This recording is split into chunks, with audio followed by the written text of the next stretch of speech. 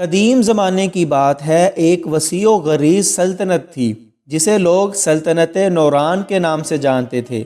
اس سلطنت کے بادشاہ شاہ معظم اپنی دولت، طاقت اور عدل کی وجہ سے مشہور تھے۔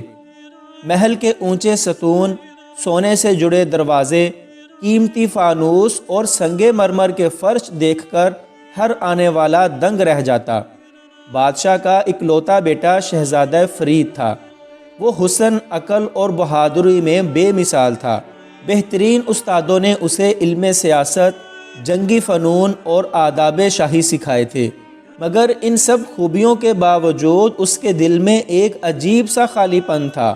وہ اکثر محل کی بالکونی میں کھڑا نیچے شہر کو دیکھتا اور سوچتا، میرے پاس سب کچھ ہے مگر سکون کیوں نہیں؟ حالانکہ محل کے خادم اس کی ہر خواہش پوری کرنے کو تیار رہتے، مگر شہزادہ مسکراہٹ اوڑھے اندر سے اداس رہتا۔ اسی سلطنت کے ایک کونے میں شہر سے باہر ایک بوسیدہ سا محلہ تھا۔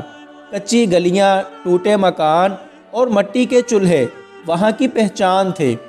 اسی محلے میں ایک غریب مگر باوقار لڑکی رہتی تھی جس کا نام زینب تھا۔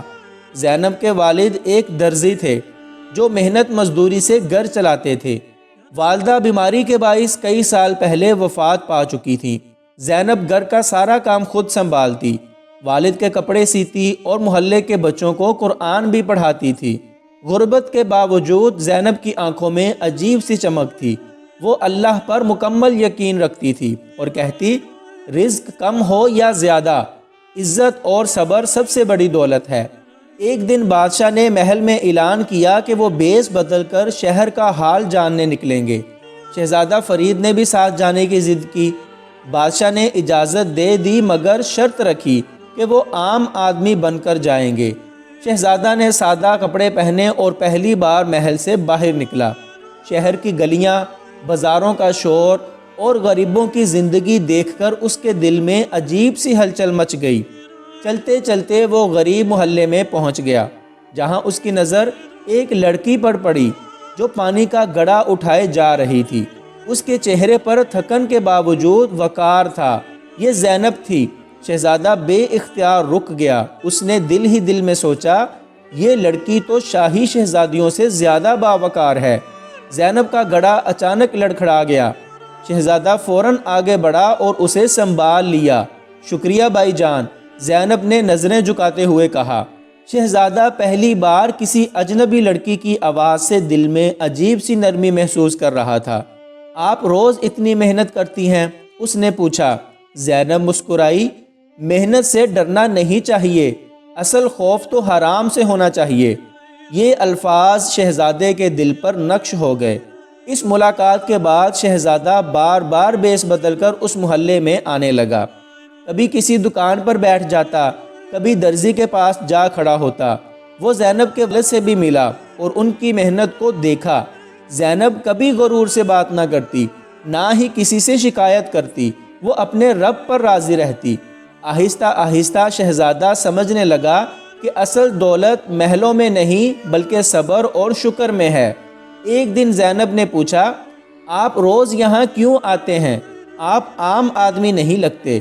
شہزادہ خاموش ہو گیا، پھر اس نے سچ بتا دیا کہ میں اس سلطنت کا بادشاہ کا بیٹا ہوں۔ زینب چونک گئی مگر فوراً سنبھل گئی۔ بادشاہ کا بیٹا ہو یا غریب کا، انسان سب برابر ہیں۔ یہ جواب سن کر شہزادہ اور بھی متاثر ہوا۔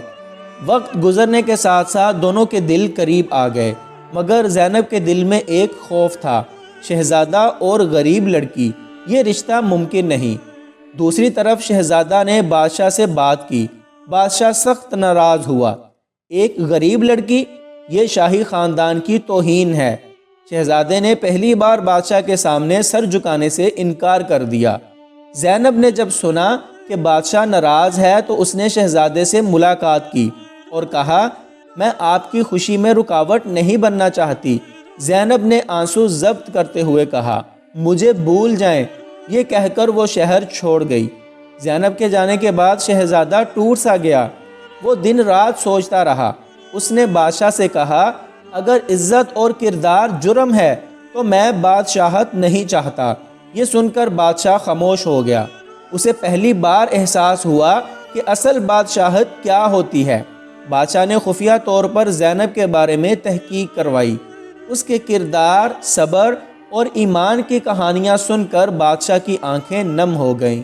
اس نے حکم دیا اس لڑکی کو محل میں لایا جائے۔ سادگی سے محل میں نکاح ہوا۔ زینب نے نہ زیور مانگا نہ دولت، بس اتنا کہا کہ عدل اور رحم باقی رہیں۔ بادشاہ نے زینب کو بہو نہیں بیٹی کا مقام دیا۔ زینب ملکہ بنی مگر اس کا دل وہی رہا۔ اس نے غریبوں کے لیے دروازے کھول دیے۔ شہزادہ فرید ایک عادل حکمران بنا۔ لوگ کہنے لگے یہ سلطنت سونے سے نہیں، ایک غریب لڑکی کے صبر سے مضبوط ہوئی ہے۔ تو اس کہانی سے ہمیں یہ سبق ملتا ہے کہ اصل عظمت دولت یا نسب میں نہیں بلکہ کردار، صبر اور انسانیت میں ہے۔